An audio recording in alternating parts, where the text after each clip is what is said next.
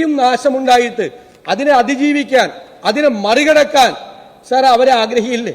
അവർ തിരഞ്ഞെടുത്ത ഒരു ഗവൺമെന്റിന്റെ സാമീപ്യം, ഒരു തലോടൽ, ഒരു സാന്ത്വനം, സ്നേഹത്തോടെ അവരെ ഒന്ന് സഹായിക്കൽ, ഈ ക്രൈസിസ് മറികടക്കാൻ വേണ്ടി അവർക്കൊരു കൈത്താങ്ങ് കൊടുക്കാൻ സാർ അതുണ്ടായില്ല.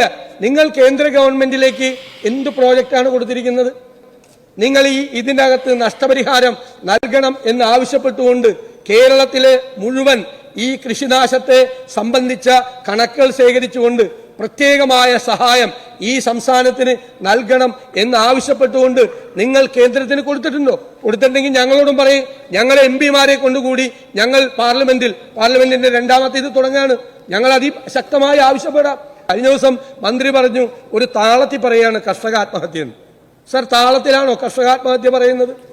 ഏറ്റവും കൂടുതൽ ജപ്തി നടപടികൾ ഉണ്ടായ വർഷമാണ് കഴിഞ്ഞ വർഷം. കൃഷിയിടങ്ങൾ ജപ്തി ചെയ്യപ്പെട്ടു, ഏറ്റവും കൂടുതൽ കിടപ്പാടങ്ങൾ ജപ്തി ചെയ്യപ്പെട്ടു. കൃഷിക്ക് വേണ്ടി അവിടെ നിന്നും ഇവിടെ നിന്നും കടം മേടിച്ച് വട്ടി പലിശയ്ക്ക് പണം മേടിച്ച് കൃഷി ഇറക്കി കഴിഞ്ഞിട്ട് കൃഷിനാശം ഉണ്ടായാൽ എവിടെ പോകും സാർ? ആത്മഹത്യയിൽ അഭയം തേടുന്ന കർഷകരാണ്.